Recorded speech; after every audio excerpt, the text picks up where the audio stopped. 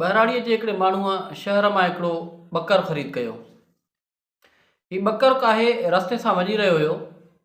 रस्ते में हिन खे चार ठगनि ॾिठो। ठगनि सोचियो त कंहिं नमूने हिन खां इहो ॿकर कढूं। उहे चारई माण्हू हिन जे कढ लॻी पिया। हिननि प्लान इहो ठाहियो त चारई माण्हू मुख़्तलिफ़ जायुनि ते वेहंदा ऐं हिन सां कंहिं न कंहिं नमूने उहो ॿकर कढंदा। जॾहिं पहिरियों माण्हू लिकी वेठो, हिन जॾहिं उतां क्रास कयो त हीउ उन माण्हू सां गॾिजी पियो ऐं पुछियईंसि त कुतो काॾे थो कायो वञे। माण्हू हैरान थी वियो ऐं हुनखे ॿुधाईं त हीउ कुतो न आहे, ॿकर आहे। ख़ैर, हीउ पंहिंजे रस्ते सां हलियो वियो। उहो माण्हू हलियो वियो। कुझु अॻिते वियो त ॿियो जेको ठॻ हुयो उहो हिन सां मिलियो। उन ठॻ हिन माण्हूअ खे चयो त कुतो त ॾाढे सुठे नस्ल जो वरितो अथई, घणे वरितई? हमरा परेशान थियो, यार माण्हुनि खे छा थियो आहे, अजीब नफ़्सियात आहे माण्हुनि जी। मां ॿकर कायो थो वञा, हीअ वरी कुतो कुतो था चवनि। ख़ैर, ॿुधाईंसि त हीउ कुतो न आहे, पर हीउ ॿकर आहे। कुझु अॻिते वियो। जॾहिं हिन सां टियों माण्हू गॾियो, यानी टियों ठॻ जॾहिं गॾियो, त हिन पुछियोसि त उन ठॻ हिन माण्हूअ खां पुछियो त कुतो किथां ख़रीद कयो अथई।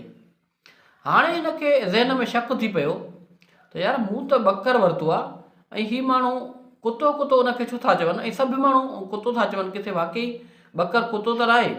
हिन खे हाणे थोरो थोरो शक थी पियो। कुझु अॻिते हलियो। चोथों माण्हू हिन सां गॾियो, जेको बि ठॻ हुयो। उन माण्हूअ हिन खां पुछियो त कुते खे कायो थो वञी, घर वञी छा हिन खे गाह खाराईंदे छा? हाणे हिन जो जेको शक हुयो उहो पक में तब्दील थी वियो ऐं हीउ सम्झी वियो त हीउ जेको मां कायो थो वञा, यकीनन ॿकर न आहे पर कुतो आहे। हिन खे दिलि में पंहिंजो पाण ते कावड़ अची वई ऐं ॿकर ते बि कावड़ आई। हिन ॿकर जे रसे मां हथु कढियो ऐं उनखे आज़ादु करे छॾियो।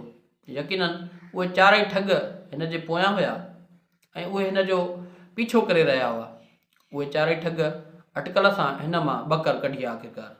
दोस्तो, असांजे मुआशिरे में बि खोड़ माण्हू हूंदा आहिनि जेके तव्हांजे ख़्याल खे हक़ीक़त मुताबिक़ तस्लीम न आहिनि कंदा।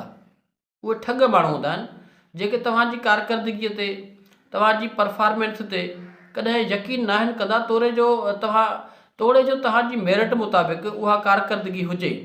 असल में हिकिड़ो उस्ताद मूंखे पहाको ॿुधायो त कॾहिं बि ॿिए माण्हूअ जी तारीफ़ करणु कंहिं बि माण्हूअ जे लाइ ॾाढो ॾुखियो कमु हूंदो आहे।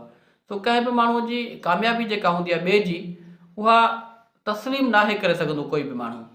तव्हांखे वीडियोज़ कीअं था लॻनि, पंहिंजी राय खां ज़रूरु आगाह कंदा।